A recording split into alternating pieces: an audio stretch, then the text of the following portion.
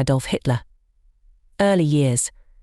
Adolf Hitler was born in Braunau am Inn, Austria, on April 20, 1889, the son of a 52-year-old Austrian customs official, Alois Schicklgruber Hitler, and his third wife, a young peasant girl, Clara Polzel, both from the backwoods of Lower Austria. The young Hitler was a resentful, discontented child. Moody, lazy, of unstable temperament, he was deeply hostile towards his strict, authoritarian father and strongly attached to his indulgent, hard-working mother, whose death from cancer in December 1908 was a shattering blow to the adolescent Hitler. After spending 4 years in the Realschule in Linz, he left school at the age of 16 with dreams of becoming a painter. In October 1907, the provincial, middle-class boy left home for Vienna, where he was to remain until 1913, leading a bohemian, vagabond existence. Embittered at his rejection by the Viennese Academy of Fine Arts, he was to spend 5 years of misery and woe. In Vienna, as he later recalled, adopting a view of life that changed very little in the ensuing years, shaped as it was by a pathological hatred of Jews and Marxists, liberalism and the cosmopolitan Habsburg monarchy. Existing from hand to mouth on occasional odd jobs and the hawking of sketches in low taverns, the young Hitler compensated for the frustrations of a lonely bachelor's life in miserable male hostels by political harangues in cheap cafes to anyone who would listen and indulging in grandiose dreams of a greater Germany. In Vienna, he acquired his first education in politics by studying the demagogic techniques of the popular Christian social mayor, Karl Lueger, and picked up the stereotyped, obsessive anti-Semitism with its brutal, violent sexual connotations and concern with the purity of blood that remained with him to the end of his career. From crackpot racial theorists like the defrocked monk, Lanz von Liebenfels, and the Austrian pan-German leader, Georg von Schonerer, the young Hitler learned to discern in the eternal Jew the sea symbol and cause of all chaos, corruption and destruction in culture, politics and the economy. The press, prostitution, syphilis, capitalism, Marxism, democracy and pacifism all were so many means that the Jew exploited in his conspiracy to undermine the German nation and the purity of the creative Aryan race. World War I. In May 1913, Hitler left Vienna for Munich, and when war broke out in August 1914, he joined the 16th Bavarian Infantry Regiment, serving as a dispatch runner. Hitler proved an able, courageous soldier, receiving the Iron Cross First Class for bravery, but did not rise above the rank of Lance Corporal. Twice wounded, he was battle-gassed 4 weeks before the end of the war and spent 3 months recuperating in a hospital in Pomerania. Temporarily blinded and driven to impotent rage by the abortive November 1918 revolution in Germany, as well as the military defeat, Hitler, once restored, was convinced that fate had chosen him to rescue a humiliated nation from the shackles of the Versailles Treaty, from Bolsheviks and Jews. Assigned by the Reichswehr in the summer of 1919 to educational duties, which consisted largely of spying on political parties in the overheated atmosphere of post-revolutionary Munich, Hitler was sent to investigate a small nationalistic group of idealists, the German Workers' Party. On September 16, 1919, he entered the party, which had approximately 40 members, soon changed its name to the National Socialist German Workers' Party NSDAP, and imposed himself as its chairman by July 1921. Hitler was no Superman.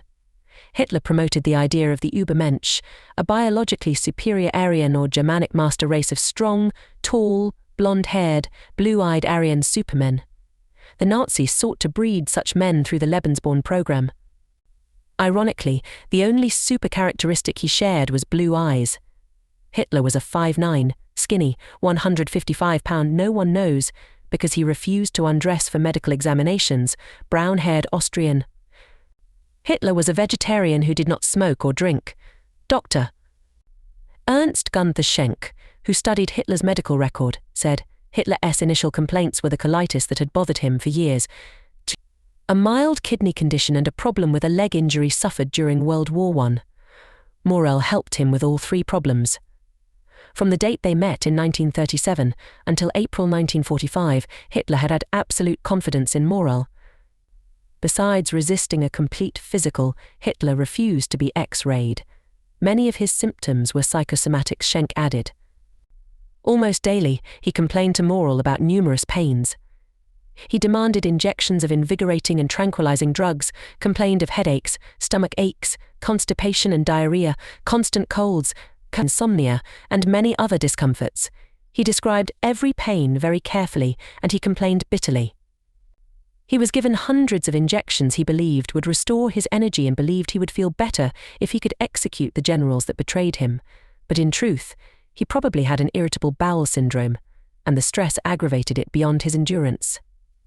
Schenck said Hitler was prescribed 92 different medications, some of which had not been scientifically tested. Moore owned companies that manufactured 20 of the drugs. Hitler used many drugs, but he never became addicted to anyone, including morphine, which was administered to him 25 times during 1943-44 for his stomach cramps. But he was psychologically dependent upon the idea of drugs as magic. Before he died, Hitler was seen shaking, which may have been a result of Parkinson's disease or withdrawal from drugs. In addition, according to historians Jonathan Mayo and Emma Craigie, Hitler himself is believed to have had 2 forms of genital abnormality, an undescended testicle, and a rare condition called penile hypospadias, in which the urethra opens on the underside of the penis. Another historian, Ian Kershaw, said Hitler avoided sexual activity because he feared catching an infection. Others, however, have said he had a healthy sex life and was involved with several women, most notably his mistress Eva Braun, and contrary to some reports, he never contracted syphilis. Schenck also had an answer to the question of whether Hitler was insane. He compared him to other mass murderers in history: Stalin, Franco, Mussolini, Idi Amin, Alexander the Great, Julius Caesar, Genghis Khan, and Napoleon, whose behavior, he said, cannot be explained medically or psychologically. He concluded, Hitler was not insane. He had a political obsession that led him to attempt insane things. The German people followed him because, like Hitler, they believed that they were surrounded by dangerous enemies. Hitler becomes a leader. Hitler discovered a powerful talent for oratory, as well as giving the new party its symbol, the swastika, and its greeting, Heil. His hoarse, grating voice, for all the bombastic, humorless, histrionic content of his speeches, dominated audiences by dint of his tone of impassioned conviction and gift for self-dramatization. By November 1921, Hitler was recognized as the Führer of a movement that had 3,000 members and boosted his personal power by organizing strong armed squads to keep order at his meetings and break up those of his opponents.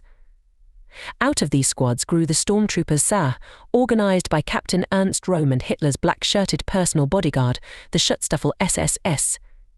Hitler focused his propaganda against the Versailles Treaty, the November criminals, the Marxists, and the visible internal enemy No. 1, the Jew who was responsible for all Germany's domestic problems. In the 25-point program of the NSDAP, announced on February 24, 1920, the exclusion of the Jews from the Volk community, the myth of Aryan race supremacy and extreme nationalism were combined with socialistic ideas of profit-sharing and nationalization inspired by ideologues like Gottfried Feder.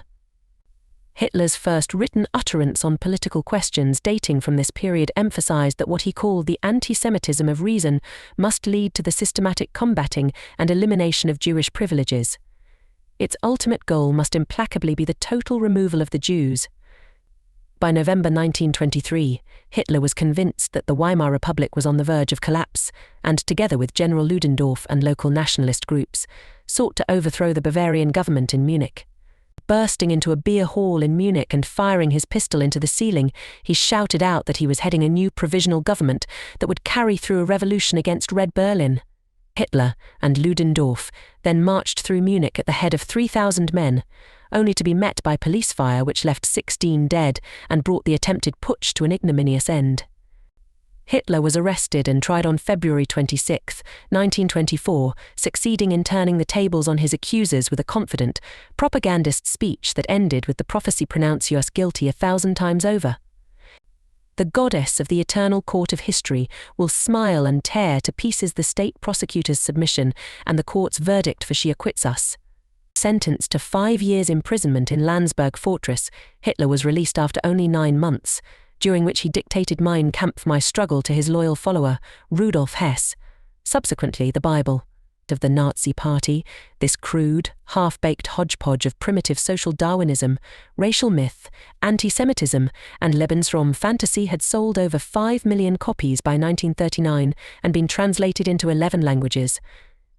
The failure of the beer hall putsch and his period of imprisonment transformed Hitler from an incompetent adventurer into a shrewd political tactician, who henceforth decided that he would never again confront the gun barrels of the army and police until they were under his command. He concluded that the road to power lay not through force alone but through legal subversion of the Weimar Constitution, the building of a mass movement, and the combination of parliamentary strength with extra-parliamentary street terror and intimidation. Helped by Göring and Goebbels, he began to reassemble his followers and rebuild the movement which had disintegrated in his absence.